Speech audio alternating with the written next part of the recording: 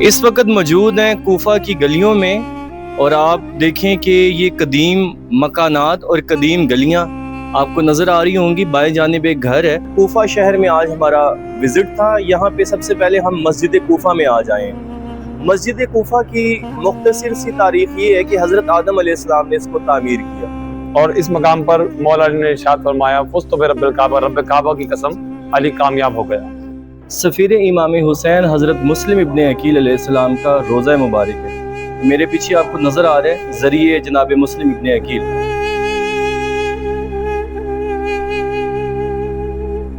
باب صوبان کے بالکل سامنے ایک روضہ ہے۔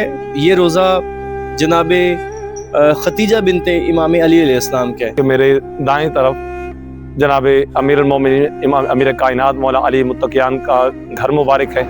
یہ دیکھیں، یہ وہ جگہ جہاں پہ امام علی علیہ السلام کو غسل دیا گیا تھا۔ تو حضرت علی نے کہا کہ میں نے رسول اللہ صلی اللہ علیہ وسلم سے سنا ہے کہ تمہارا نام میسم تھا۔ میسم اس بات پر کافی حیران ہوتے ہیں اور فرماتے ہیں کہ یہ نام آپ کو کیسے پتہ لگا؟ تو فرمایا کہ میسم یہ نام مجھے اس کی بشارت رسول خدا نے دی تھی۔ پھر میسم کہتے ہیں کہ میرے اور میری والدہ کے علاوہ اس نام کو کوئی نہیں جانتا تھا۔ جناب میسم تمار سے لے کر یہ جو دارالخلافہ ہے مولا کے گھر کے عقب میں پیچھے کی سائڈ پر، یہ پورا رستہ بازار کوفہ کہلاتا تھا، اور اس کے وسط میں ہی بی بی ام حبیبہ کنیز امام حسین کا گھر تھا جو اس حرم کی زد میں آ گیا۔ تو یہ بازار کوفہ تھا۔ یہ جو فصیل دیوار آپ کو نظر آ رہی ہے، یہ دارالامارہ اس زمانے میں جو محل تھا جہاں پہ کوفے کا گورنر حکومت کرتا تھا۔ یقین ہے کہ دارالامارہ کا مرکزی دروازہ ہو، ممکنات میں سے ہے۔ تو اس کے اندر جا رہے ہیں۔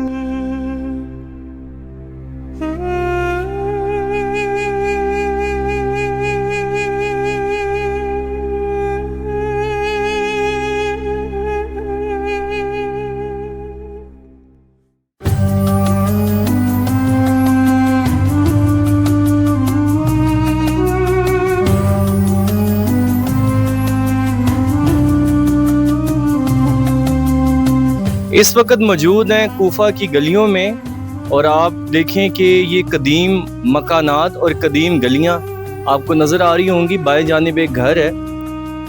پوچھنے کی کوشش کر رہے ہیں، بہت سارے لوگوں نے بتایا کہ یہی وہ قدیم کوفہ ہے۔ اس کے سامنے جناب مسلم بن عقیل کا روضہ ہے، وہ باہر سے آپ کو دکھاتے ہیں۔ کوفہ اور نجف جغرافیائی لحاظ سے یہ دونوں شہر تقریباً ایک تھے، لیکن جب کوفہ کی آبادی کے ساتھ ساتھ نجف کی آبادی بھی بڑھنا شروع ہوئی تو یہ دونوں الگ الگ شہر شمار ہونے لگے۔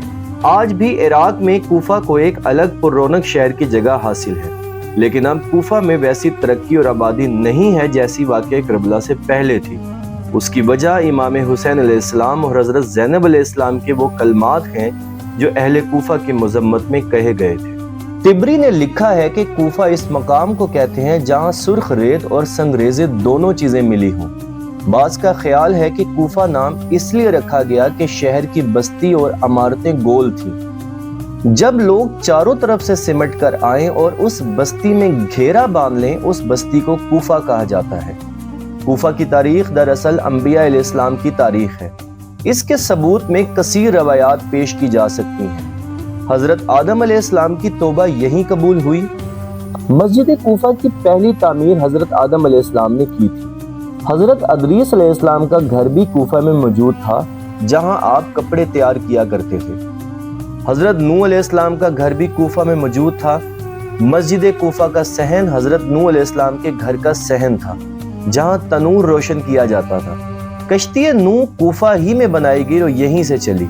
یہیں سے طوفان نوح کا آغاز ہوا۔ یہ مقام مسجد کوفہ میں آج بھی موجود ہے۔ کوفہ حضرت ابراہیم علیہ السلام کا مسکن بھی رہ چکا ہے۔ حضرت داؤد علیہ السلام یہیں سے جالوت کے قتل کے لیے روانہ ہوئے تھے۔ صاحب معجم البلدان نے ذکر کیا ہے کہ کوفہ حضرت ابراہیم علیہ السلام نے خریدا تھا۔ اس وقت نجف اور وادی السلام اسی خطہ ارض کا حصہ تھے۔ زمین خریدنے کے بعد حضرت ابراہیم علیہ السلام نے ارشاد فرمایا، میری اولاد سے اس خطے میں 70,000 شہداء روز قیامت اٹھائے جائیں گے، جس کی بنا پر یہود اس ارض مقدس پر اپنے مردے لا کر دفنایا کرتے تھے۔ یہی وجہ ہے کہ بعد ازاں یہود و نصارہ نے اس سرزمین پر رہنا شروع کر دیا تھا۔ मुअज्जमुल बलदान में ये भी जिक्र किया गया है कि यहाँ बनी इसराइल के अंबिया के सहीफे भी महफूज किए गए थे। नीज यहाँ मज़ारात अंबिया भी थे जिनमें नबी खुदा हज़रत ज़ुल्कफ़िल अलैहिस्सलाम, हज़रत यूनुस अलैहिस्सलाम, हज़रत हूद अलैहिस्सलाम और हज़रत सालेह अलैहिस्सलाम के मज़ारात भी मौजूद थे। जंगे जलूला की फ़तह के बाद हज़रत साद बिन अबी वक़ास रज़ी अल्लाह तआला अन्हा एक ऐसी जगह की तलाश में थे जहाँ फ़ौजी छावनी कायम हो सके। खलीफा दोम हज़रत उमर फ़ारूक रज़ी अल्लाह तआला अन्हा के हुक्म के मुताबिक साद बिन अबी वक़ास ने अपनी फ़ौज के 2 माहिरीन हुज़ैफ़ा और समान को ऐसे इलाके की तलाश में रवाना किया। हुज़ैफ़ा और समान ने हिर्रा और फरात के दरमियानी इलाके को पसंद किया। ये इलाका कूफा था। शुरू में कूफा में हज़रत साद बिन अबी वक़ास की फ़ौज ने रिहाइश के लिए खैमा बस्तियां लगाईं। हज़रत उमर रज़ी अल्लाह तआला अन्हा के हुक्म पर कूफा को मुनज़्ज़म तरीके से आबाद करने का हुक्म दिया गया। मस्जिद कूफा के इर्द गिर्द बाजार बनाए गए। मरकजी बाजार दारुल अमारा के मरकजी दरवाजे के सामने बनाया गया। सड़कों और गलियों के बारे में यह हुक्म जारी किया गया था कि सड़कें 40 गज से कम न हो और गलियां 7 गज से कम न हो। साद बिन अबी वक़ास ने सबसे पहले पुख्ता ईंटों से मस्जिद कूफा की तामीर नौ की। मस्जिद से मुल्हिक बाजार बनाए गए। मस्जिद की दीवार के साथ एक कसर साद बिन अबी वक़ास के हुक्म पर तामीर किया गया, जिसे उस वक्त के बेहतरीन इंजीनियर ने डिजाइन किया। हिर्रा के खंडरात से पुख्ता ईंटें निकाल कर इस कसर की तामीर की गई थी। कसर का दाखिली दरवाजा बाजार की तरफ खुलता था। शुरू में इसे कसरे साद बिन अबी वक़ास कहा जाता था, लेकिन चूंकि हुकूमती फरामीन इसी कसर से जारी होते थे, इसलिए बाद अज़ां इसे कसरे दारुल अमारा भी कहा जाने लगा। यकीन है कि दारुल अमारा का मरकजी दरवाज़ा हो, मुमकिनात में से है।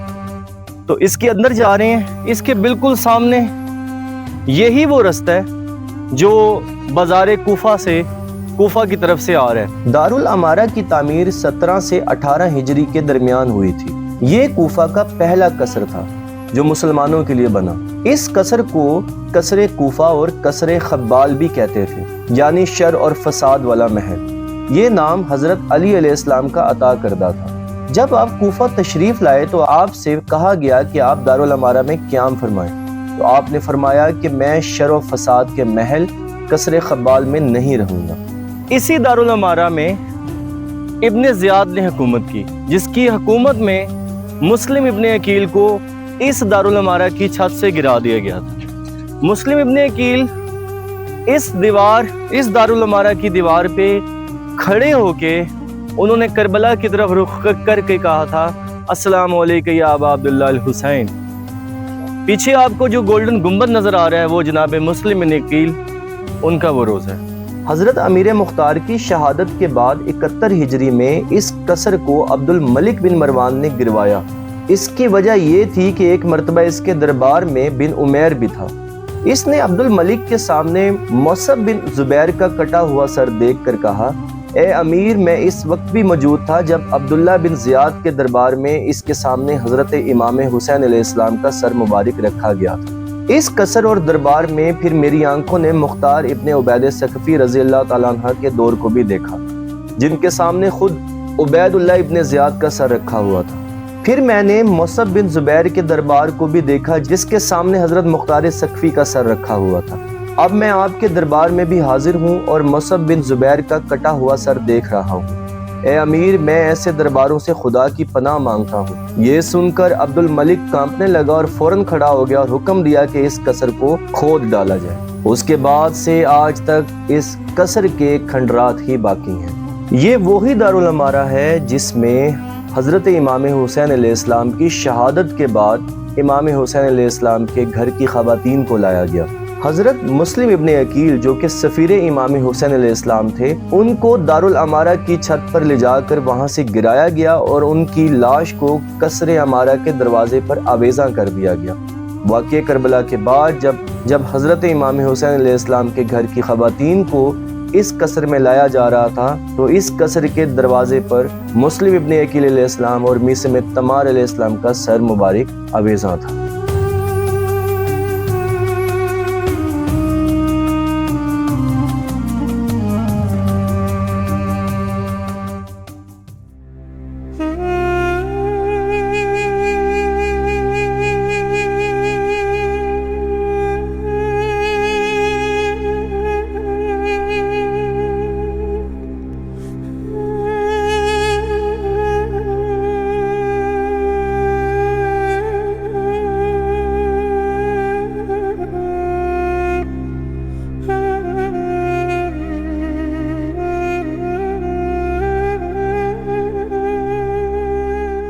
شہر کوفہ میں سب سے زیادہ اہمیت جس مقام کو حاصل ہے اسے مسجد کوفہ کہا جاتا ہے۔ مسجد کوفہ اسلام کی اولین مساجد میں شمار ہوتی ہے۔ اس مسجد کی سب سے پہلی تعمیر حضرت آدم علیہ السلام نے کی تھی، اور یہی وہ مسجد ہے جہاں حضرت آدم علیہ السلام کی توبہ قبول ہوئی تھی۔ مزید یہ کہ حضرت ادریس علیہ السلام نے یہاں قیام فرمایا تھا، اور آپ یہیں پر کپڑے بھی تیار کیا کرتے تھے۔ اسی مسجد کے اندر حضرت نوح علیہ السلام کا گھر بھی موجود تھا، اور جہاں ایک تنور تھا۔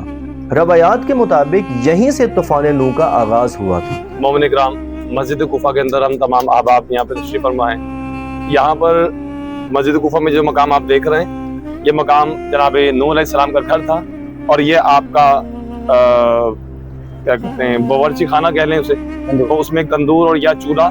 تو اللہ نے قرآن پاک میں یہ نشانی ظاہر کی کہ اے نوح، جب اس میں سے آپ پانی برآمد ہوتا ہوا دیکھو تو آپ محتاط ہو جاؤ کہ عذاب آنے والا ہے۔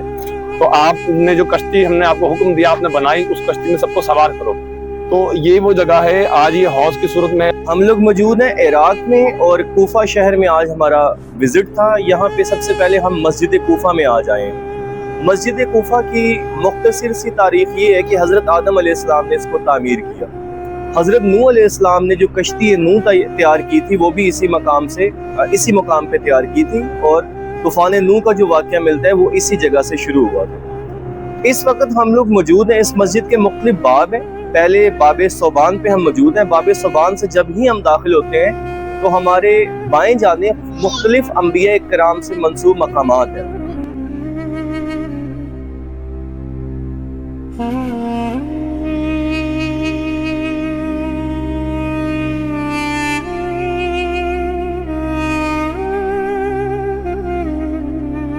مسجد کوفہ کے اندر باب صوبان سے ہم نے داخلہ لیا، اور یہ مقام جناب نبی اللہ ابراہیم علیہ السلام ہے۔ یہاں پہ جناب ابراہیم علیہ السلام اور باقی تمام انبیاء جنہوں نے آ کے یہاں نمازیں پڑھی، اور جناب ابراہیم علیہ السلام کا یہاں مقام ہے۔ یہاں پہ تمام زائرین جو آتے ہیں پاکستان، ہندوستان، دیگر ممالک سے، تمام یہاں پہ آ کے 4 رکعت نماز ہدیہ جناب ابراہیم علیہ السلام کو کرتے ہیں۔ مقام ابراہیم کے بعد یہ دوسرا مقام ہے، اور ان تمام مقامات کی نشاندہی مولا علیہ السلام نے اپنے دور میں کی۔ یہ مقام خضر علیہ السلام ہے، یہاں پہ 2 رکعت نماز مستحب ہے، ان کو ہدیہ کرنا ہے۔ یہ تیسرا مقام دقت القضاء ہے۔ مولا علیہ السلام یہاں پہ فیصلے کیا کرتے تھے، اور اکثر فیصلے مولا علی کے مشہور ہیں، جو آپ نے مولا علی کی کتاب ہے مولا علی کے فیصلے، تو وہ تمام فیصلے آپ اس مقامات پر بعد از نماز مغربین یہاں کیا کرتے تھے۔ صحیح۔ اس مقام پر مقام بیت تشت 2 رکعت نماز یہاں پہ مستحب ہے، مولا علی کی بارگاہ میں 2 رکعت نماز پیش کریں۔ یہ جو آپ کو ایک مینار نظر آ رہا ہے، اس سے ٹائم کا، وقت کا تعین کیا جاتا تھا۔ اس میں جو سایہ پڑا ہے وہاں سے پہر کا اندازہ لگایا جاتا تھا۔ یہ مقام حضرت آدم علیہ السلام ہے۔ حضرت علی علیہ السلام کے زمانے میں جب حضرت علی علیہ السلام سے پوچھا گیا تو آپ نے تعین کیا کہ اس مقام پر حضرت آدم علیہ السلام نے نماز ادا کی۔ مقام جبرائیل علیہ السلام ہے۔ اس مقام پر حضرت جبرائیل علیہ السلام نے اعلان کیا تھا مولا علی علیہ السلام کی شہادت کے وقت، جس کی صدا پورے کوفہ میں گونج گئی تھی کہ آج 19ویں رمضان کی شب امیر کائنات حضرت علی علیہ السلام کو مسجد کوفہ میں شہید کر دیا گیا۔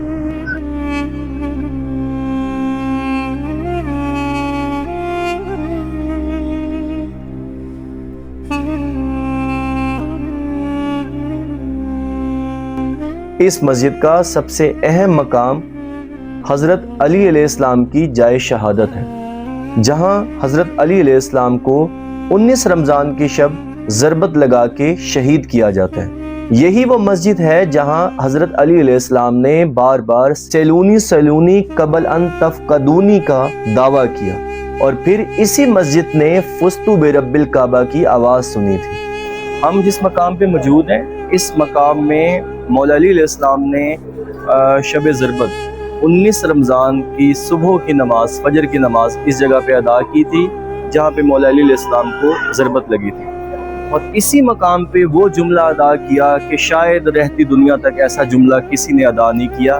یہ وہ جملہ لکھا ہے فزت برب الکعبہ کہ رب کعبہ کی قسم علی اس دنیا میں کامیاب ہو گیا۔ تو ہمیں مولا علی علیہ السلام کی سیرت سے یہی چیزیں سیکھنی چاہیے کہ جتنی بھی مشکلات پڑیں ہمیں اپنا بیسٹ، اپنا بہترین ادا کر کے جانا ہے۔ رہے حیات میں منزل کو ڈھونڈنے والوں، رہے حیات میں منزل کو ڈھونڈنے والوں، تلاش حق میں نہ در در کی ٹھوکریں کھاؤ، ہمارے مانو تو سوئے نجف چلے آؤ، ہمارے مانو تو سوئے نجف چلے آؤ، اس آستان پہ قسمت سنوارتے رہنا، قدم قدم پہ علی کو پکارتے رہنا، قدم قدم پہ علی کو پکارتے رہنا۔ یہ جو مقام ہے یہ مقام امیر المومنین علیہ السلام سے منسوب ہے، اس مقام کے بارے میں بتائیں۔ اعوذ باللہ من الشیطان الرجیم، بسم اللہ الرحمن الرحیم۔ مومن کرام، یہ خاص مقام ہے امام علی علیہ السلام اس مسجد میں نماز نافلہ 1000 رکعت ہر رات یہاں پہ ادا کیا کرتے تھے، یہ وہ مقام ہے۔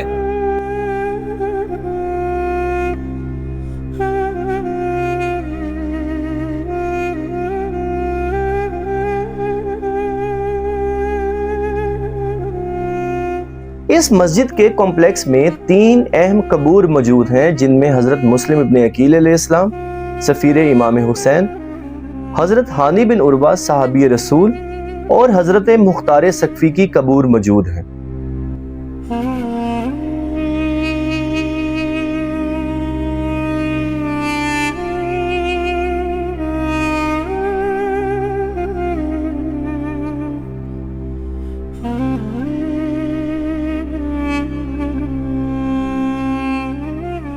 مسجد کوفہ سے جیسے ہی ہم اندر داخل ہوتے ہیں مقام امام جعفر صادق آ جاتا ہے، اس کے بالکل سامنے سفیر امام حسین حضرت مسلم ابن عقیل علیہ السلام کا روضہ مبارک ہے۔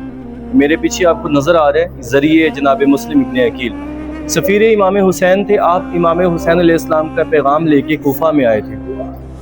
کوفہ میں جب آپ آئے تو بہت سارے لوگوں نے آپ کی بیعت کی، مگر اس وقت کا جو حکمران تھا ابن زیاد، اس کو حکم دیا گیا کہ جتنے بھی کوفہ کے لوگ ہیں ان کو خریدا جائے۔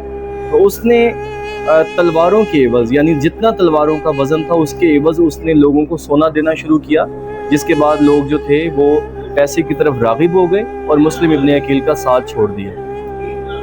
اس کوفہ شہر میں مسلم ابن عقیل کے بہت سارے چاہنے والے تھے، جو کچھ تو روپوش ہو گئے، کچھ وہ احباب تھے جو بعد میں کربلا میں پہنچ گئے۔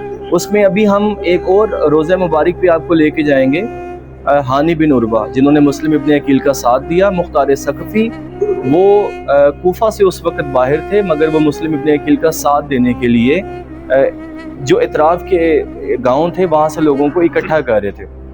مسلم ابن عقیل کی بہرحال اسی مقام پہ شہادت ہوگی۔ دارالامارہ جو کوفے کا سب سے بلند ترین مقام تھا، وہاں سے ان کو گرا دیا گیا اور مسلم ابن عقیل کی شہادت ہوگی۔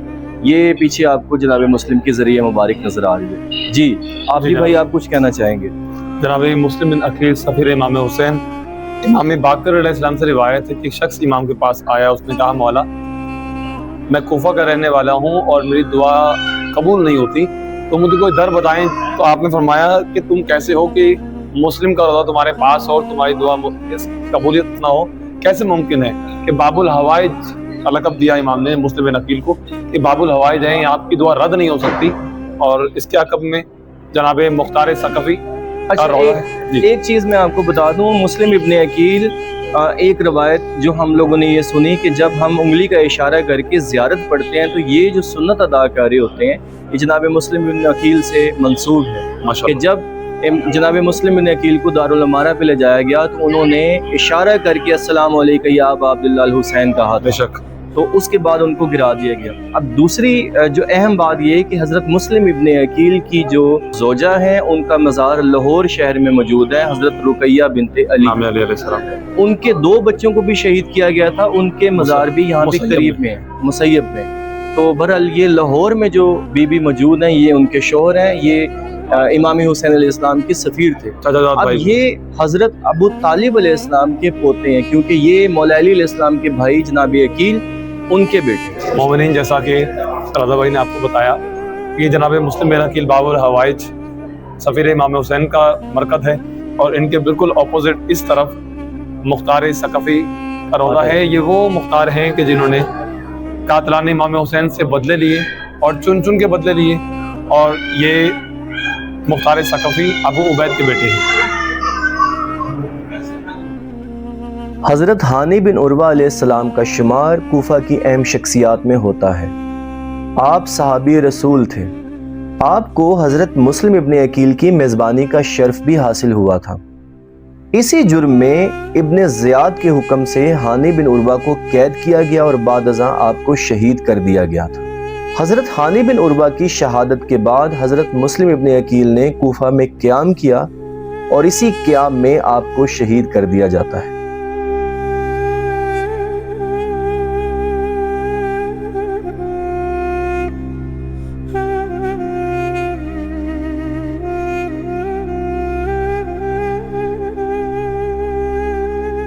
मुस्लिम इब्न अकील अलैहिस्सलाम के रोज़े से बाहर की जानिब अगर निकलें तो बिल्कुल सीधा और आपके दाएं जानिब बाब सोबान के ऊपर, बाब सोबान के बिल्कुल सामने एक रोज़ा है। ये रोज़ा जनाबे खतीजा बिनते इमाम अली अलैहिस्सलाम के। आपकी वालदा हज़रत उम्मुल बनीन थी। आप हज़रत अबुल फजल अब्बास की सगी बहन थी। जब हज़रत अली अलैहिस्सलाम ज़रबत इब्न मुलजम से ज़ख्मी हुए थे और 21 रमज़ान में आपकी शहादत हो गई थी, तो इस बीबी से ये सदमा बर्दाश्त ना हो सका और बाप की मोहब्बत में जान दे दी। इन्हें इसी मकाम पर दफन किया गया है।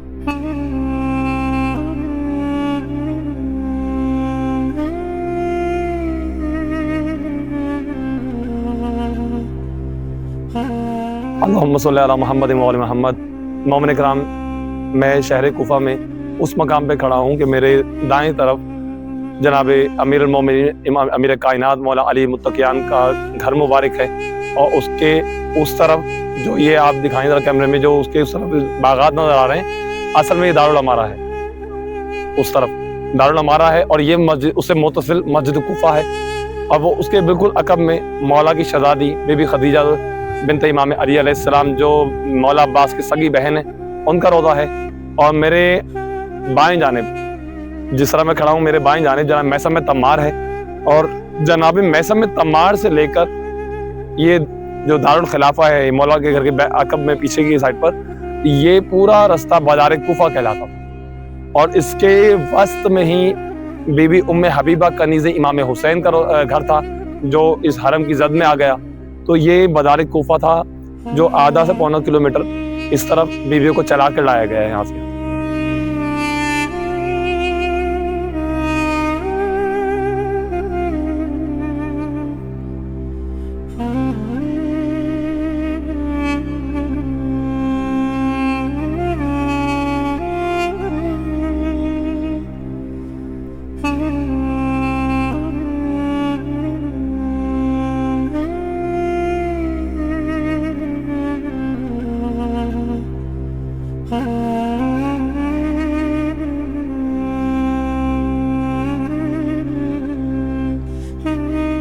अस्सलाम वालेकुम जी। ये मौला अली अलैहिस्सलाम का घर है।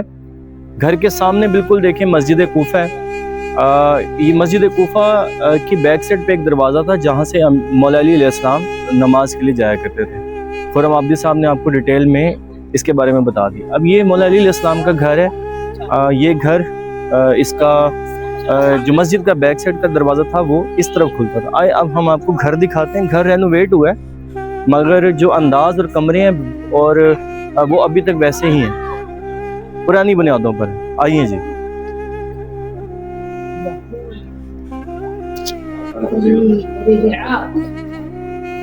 ये आप देख रहे हैं मुकम्मल मौला अली अलैहिस्सलाम का घर मुबारक। आइएगा।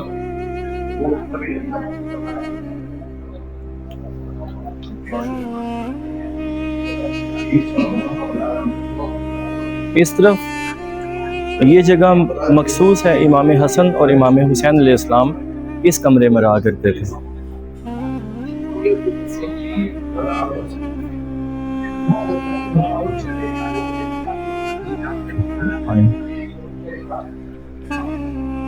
एक कमरा इस तरफ है जी। ये सहन था जिसमें इस वक्त हम लोग मौजूद हैं। रेनोवेट ज़रूर हुआ है मगर इसका अंदाज बिल्कुल वैसे ही है। छत भी आप दिखाएं।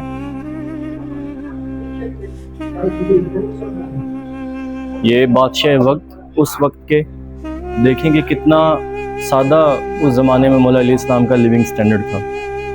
اس طرف آئیں, تھوڑا آگے آئیے جی. اگر آپ اس طرف کیمرہ لے کے آئیں تو میں آپ کو دکھاتا ہوں. یہاں پہ ایک کنواں تھا جو چاہے امام علی علیہ السلام کے ساتھ منسوب ہے کنواں جو گھر میں پانی کے لیے استعمال کیا جاتا تھا. جی یہ آپ رستے دیکھ رہے ہیں, آ جائیں.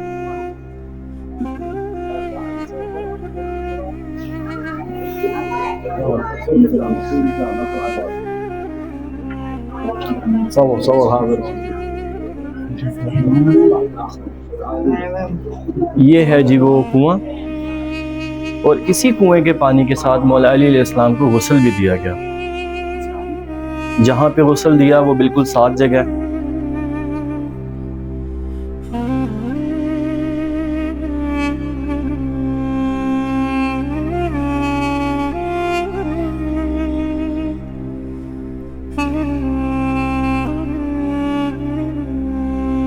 یہ دیکھیں یہ وہ جگہ جہاں پہ امام علی علیہ السلام کو غسل دیا گیا اور اسی کنویں کا پانی استعمال کیا گیا. دوسری جانب خواتین کے لیے مختص کیا ہوا ہے. کب سوچا تھا میں نے یہ تیرے در پہ میں آؤں گا, کب سوچا تھا میں نے یہ تیرے در پہ یوں آؤں گا, ہے خرد سے ہی بالا تر, ہے خرد سے ہی بالا تر, انداز کریمانہ ہے خرد سے ہی بالا تر, انداز کریمانہ.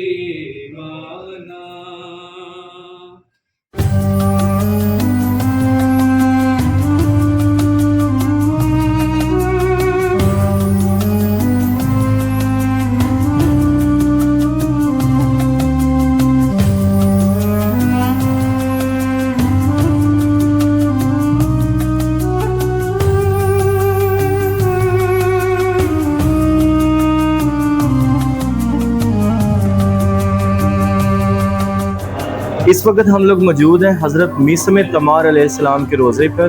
میثم تمار کا تعلق عرب سے نہیں تھا, یہ قبیلہ اسد ایک اسدی خدوم تھی, ان کے غلام تھے. بعد میں حضرت علی علیہ السلام نے ان کو آزاد کروایا. جب حضرت علی علیہ السلام نے ان کا نام پوچھا تو انہوں نے فرمایا کہ میرا نام سالم تھا. تو حضرت علی نے کہا کہ میں نے رسول اللہ صلی اللہ علیہ وسلم سے سنا ہے کہ تمہارا نام میثم تھا. میثم اس بات پر کافی حیران ہوتے ہیں اور فرماتے ہیں کہ یہ نام آپ کو کیسے پتہ لگا؟ تو فرمایا کہ میثم یہ نام مجھے اس کی بشارت رسول خدا نے دی تھی. پھر میثم کہتے ہیں کہ میرے اور میری والدہ کے علاوہ اس نام کو کوئی نہیں جانتا تھا. یہ اس شخصیت کا روزہ ہے جس نے اہل بیت کے ساتھ وفا کی. مولا علی علیہ السلام کے فضائل اس قدر سنایا کرتے تھے کہ ایک دفعہ مسجد نبوی, ایک دفعہ مسجد کوفہ, جو باہر اس روزے سے باہر نکلے تو سامنے مسجد کوفہ ہے, اس مسجد میں بیٹھ کے مولا علی علیہ السلام کے ایک صحابی کو راز و نیاز کی باتیں فرما رہے تھے. تو اچانک اس صحابی نے کہا کہ میثم تم کیا دیوانوں کسی باتیں کرتے ہو؟ تو فرمایا کہ ایسا ممکن ہی نہیں کہ علی کا چاہنے والا ہو اور اسے لوگ دیوانہ نہ کہیں. یہ میثم تمار جو معرفت علی میں اس طرح سے معرفت علی میں ان کے اوپر راز مولا علی علیہ السلام آشکار تھے. جب واقعہ کربلا پیش ہونے لگا تھا تو ابن زیاد نے حکم دیا کہ جاؤ اس کو لے جاؤ اور اس کی زبان کاٹ دو. تو میثم تمار کو ابن زیاد نے کہا کہ جاؤ اس کی زبان کاٹ دو. میثم تمار نے فرمایا کہ ہاں میں نے اپنے مولا علی سے یہی سنا تھا کہ ایک شخص, ایک بدکار عورت کا بیٹا میری زبان کاٹنے کا حکم دے گا. تو کچھ عرصے کے بعد ابن زیاد نے کہا کہ نہیں میں تمہیں یہ سزا نہیں دوں گا. بعد میں ابن زیاد اس پورے واقعے کو بھول جاتا ہے اور وہ بعد میں یہی سزا میثم تمار کو دیتا ہے. میرے اس روزے کے بالکل بائیں جانب ایک درخت ہے جس درخت کے ساتھ میسم تمار کے سر کو لٹکایا گیا تھا۔ تمار اصل میں کھجور فروش کو کہا جاتا ہے، کھجور بیچنے والے کو کہا جاتا ہے۔ آپ اس روزے کو دیکھیں کہ کس طرح سے اہل بیت کے ساتھ جن ہستیوں نے وفا کی ہے، یہ ان کے روزے آپ لوگوں کے سامنے ہیں۔ یہ وفا کا نتیجہ ہے، یہ ان کی محبت کا نتیجہ ہے کہ جن جن لوگوں نے ان ہستیوں کے ساتھ وفا کی ہے، آج لوگ ان کے درباروں پر آ کے، ان کے مزاروں پر آ کر، ان کے روزوں پہ آ کے نذرانے عقیدت پیش کر رہے ہیں۔